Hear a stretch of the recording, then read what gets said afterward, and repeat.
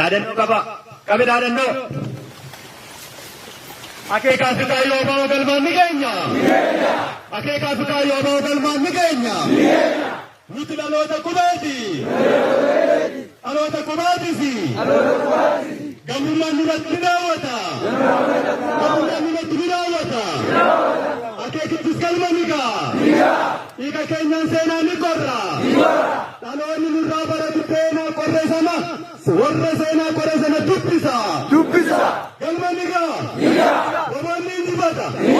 Ni dagaaga. Ni lalisa. Ni waara. Oromiyaan. Bilisa ni baati.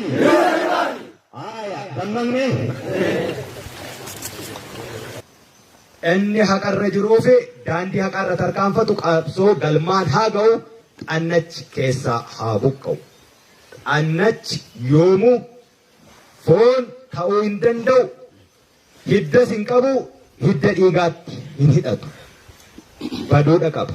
Yoo ta'a immoo inni dhukkuba hamaa, numii, gaangiriinii hamaa, qeensa miilaa keenya irratti yoo dhiisne darbeetu gara koronyootti achitti yoo dhiisne gara jilba jalaatti achitti yoo dhiisne dhufee budeeda jalatti miila nurraa fudhata. Kanaaf sirna dhablummaa akkasii hin yaadiinaas hin abjootiinaas gaafa abjoottan immoo yookaan goota ta'aatee eessa sirna dhablummaa kabachiisuuf daandii haqaa irratti wareegamu balleessa. Hordoftoota keenya oduu dursuun hangafoota isaanii isinitti himna. Waliin turaa nu hordofaa isiniin jenna. Waraanni bilisummaa Oromoo bakkeewwan garaa garaatti tarkaanfii waraana bilchiginnaa irratti fudhachuu fi kaambii waraanaa haleeluu ifoomseera. Nu hordofaa guutuu isaa isinitti himna. Sararri daandii xiyyaara Itoophiyaa sababa haala qilleensaan balalliiwwan biyya keessaa addaan kutuu beeksise. Ministeerri dhimma alaa Ameerikaa Maarko Roobiyoon muummee ministeeraa Abiyyi Ahmadiif bilbiluun nageenyi idil addunyaa Gaazaaf Itoophiyaan loltoota akka gumaachitu gaafachuu isaanii dippiloomaatonni biyyoota dhiyaa haala kana beekan The Time of Israa'elitti himaniiru kan jedhu gurraan isin geenya.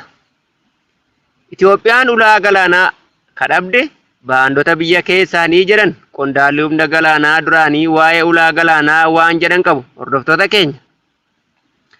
Dhimmoota waraana bilisummaa Oromoo karaa nagaa galaniin wal qabatee waraanni bilisummaa Oromoo zoonii kibbaa fi giddugalaa gidduu jiru mootummaan naannoo Oromiyaa garaagarummaan aangoo kennuu jira kan jedhu komii kaaseera. Oduu keenya biyya alaatiin ammoo USA'n wal waraansi Sudaan keessatti taasifamu waggaa haaraa deemaa jirutti akka dhaabdu hojjechaa jira jette. Kabajamtootaa fi hordoftoota keenya odeessa keenya dafee akka isin qaqqabuuf subscribe gochuun waliin turaa jechaa oduun kunooti. Waraanni bilisummaa Oromoo Birgeedii Lixaa Shawaa Kibba Lixaa Aanaa Wanciitti tarkaanfii fudhateen kaambii bilxiginnaa tokko abiddaan barbadeessaa jiraachuu hime.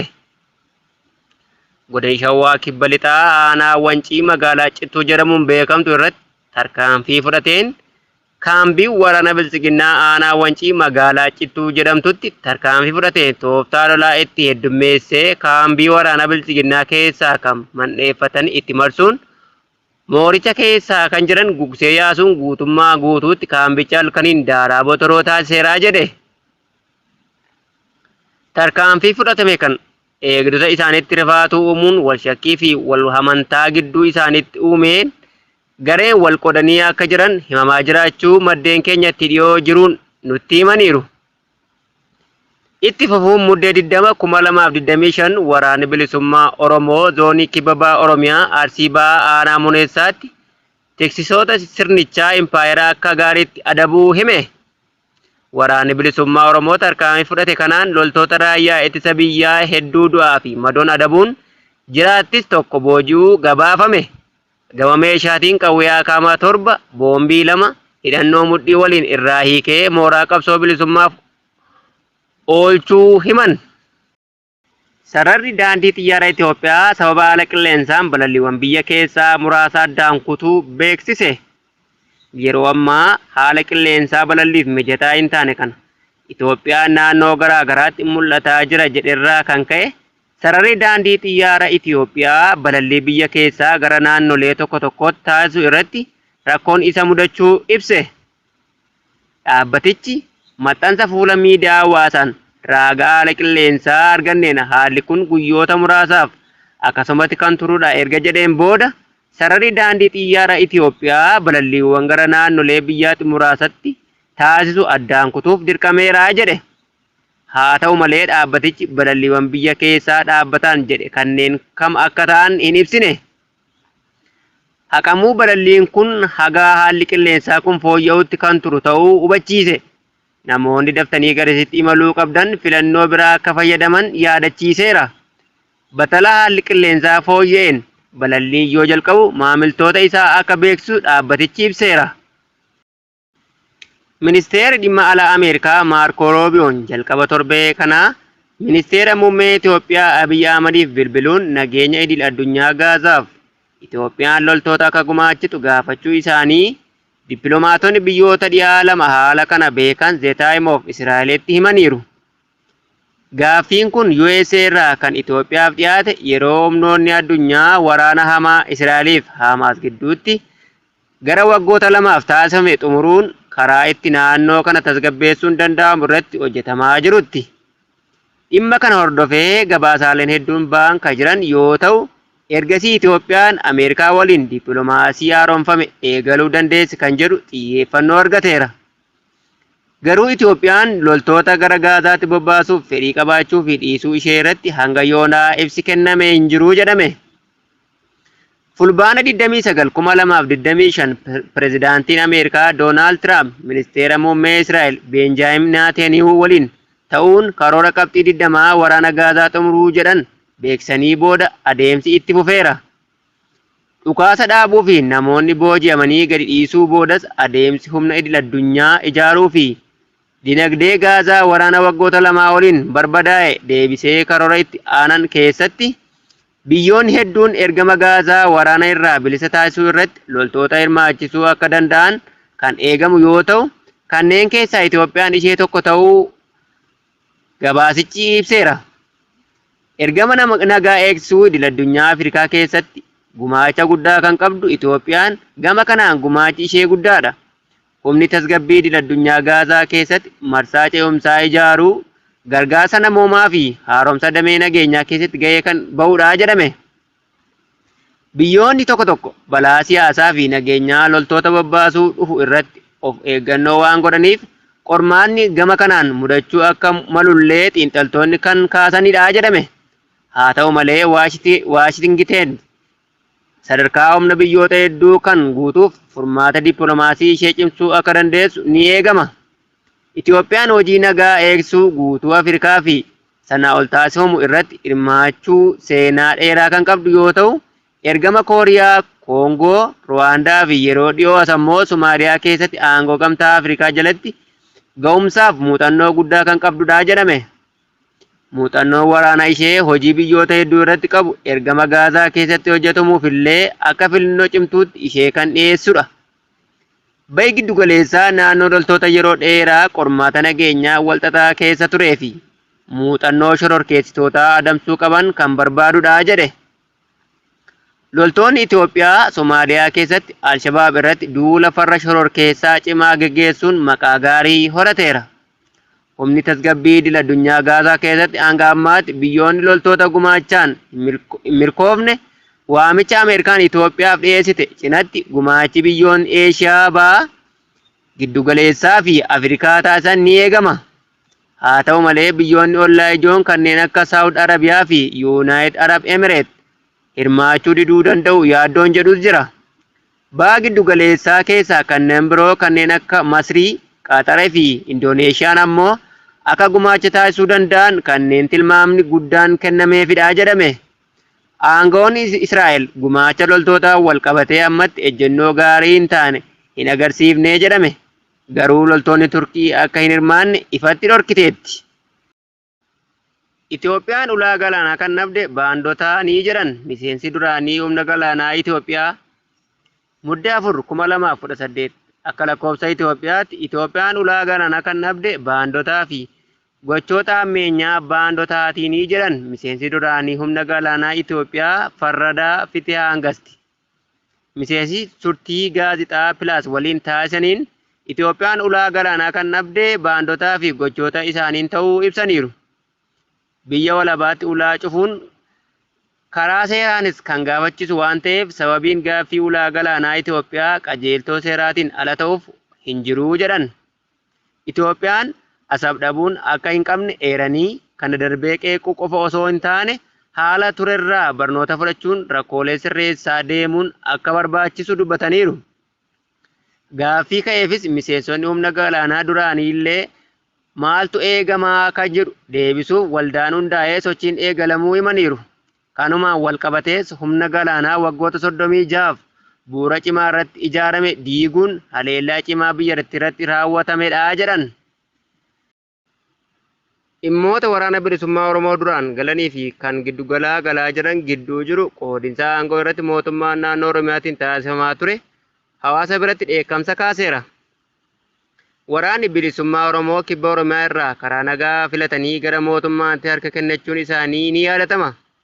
Waraanni bilisummaa Oromoo Gujii fi Boorana bosona keessa waggaa 30 ol Oromoo fi Oromiyaa qabsoo isaanii finiinsaa turuun karaa nagaatti dhufuun aangoo Oromiyaa osoo hin argatin Shimallis Abdiisaa ijoollee ganda isaa bosona keessa waggaa 5 gadi turte aangobsee ka jedhan jiraattonni kun ammoo ilaalcha gandummaa kan of keessaa qabudha jedhan.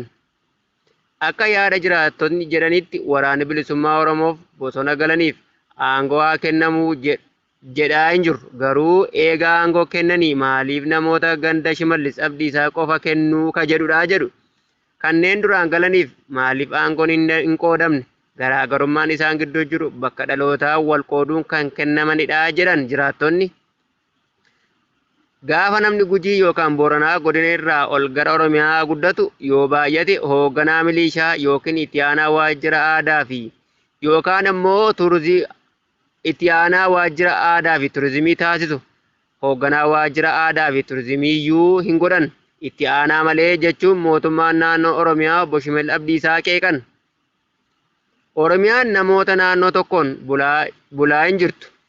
Kan dhugaa lafa jirtu aangoon madaalawaan yoo Oromiyaa keessa jiraanne bu'aan isaa balaa kufaatii guddinaa fi biyya quucarsuudha jedhan. Goolicha dheengee bonayyaa Oromiyaa fi Oromoof jedhee waggaa 30 bosona keessatti dabarse ijoolleen Gujii hedduunis akkasuma jedhu. Goolichi dheengee fi deeggartoonni ABO fedhii ofii isaaniin galan hedduun Gujii fi Boorana hojii dhabdee rakkachaa jirti. Kan warri Shimallis Abdiisaa ammoo Oromiyaa irraa aangoo qabu hubadhaa aangoo haa kennamuuf jedhaa hin jirru. Eega kennaniifi maaliif nama ganda ofii qofa kennuu walqixxummaan maaliif hin laatamneefi jedhan. Biiroon mootummaa naannoo Oromiyaa yeroo hedduu daba Gujii fi Booranaa irratti hojjetaa akka jiran jiraattonni uummataa akka malee wal nyaallatu yeroo hedduu kan wal nyaachisu mootummaa naannoo Oromiyaati jedhan.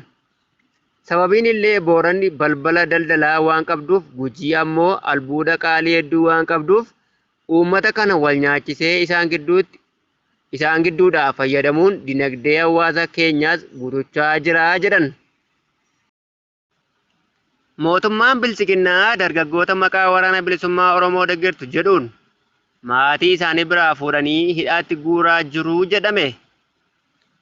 Kibba lixa Shaggar aanaa Qarsaa Maalimaa ganda Ilaalaa Waaqootti dargaggoo Hirkoo Sammuu jedhamu fi kan ammaaf haga gabaasni kun qindaa'etti maqaan isaanii nu bira hin gahin namoota 3 waliin akka butamanii kaambii waraanaa keessatti dararaa jiraachuu maddeen keenya himan.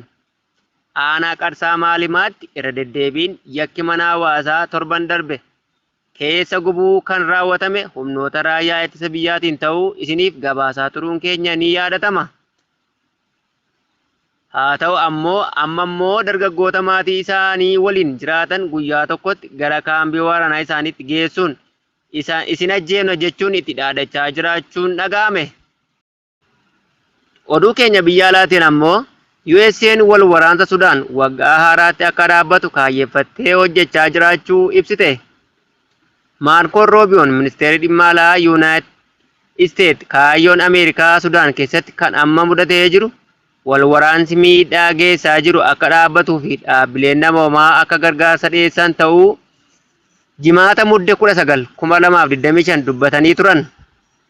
Roobiyoon wayita tuuta gaazexeessitootaaf dubbatan biyyootan hedduun lola wal waraansa Sudaan keessatti deemaa jiruuf meeshaa waraanaa dhiyeessaa jiruu jedhan. Keessumaayyuu meeshaan waraanaa biyyoota hedduu qaxxaamuree harka humna waraanaa addaa Sudaan Rapid Support Force gahaa jira jedhaniin Waashingiteenis kanaan wal qabatee biyyootan kana keessaa harka qaban jettee waliin wal dubbataa jirtii jedhaniiru. Qaamota wal waraanaa jiran waliin gama lamaaninuu marii barbaachisu taasifneerraa kan jedhan Roobiyoon gargaarsa isaanii malee ammas gareen isaanii lola hin dhaabu. Kanaaf qaamota lameenuu wal lolaa waliin wal dubbachuun kan barbaachisaadha jedhan Roobiyoon. Kana malees qaamoleen alaa dhimma kana keessaa harka qabanis waan lola lafarratti deemu haala isaa dhiibbaa geessuu malan jennaan laallee irratti fuulleeffanneerra. Kanaanis gamtaa Raabaa Emiroototaa, Saawud Arabiyaa fi Masrii waliin marii taasifneerraa jedhan.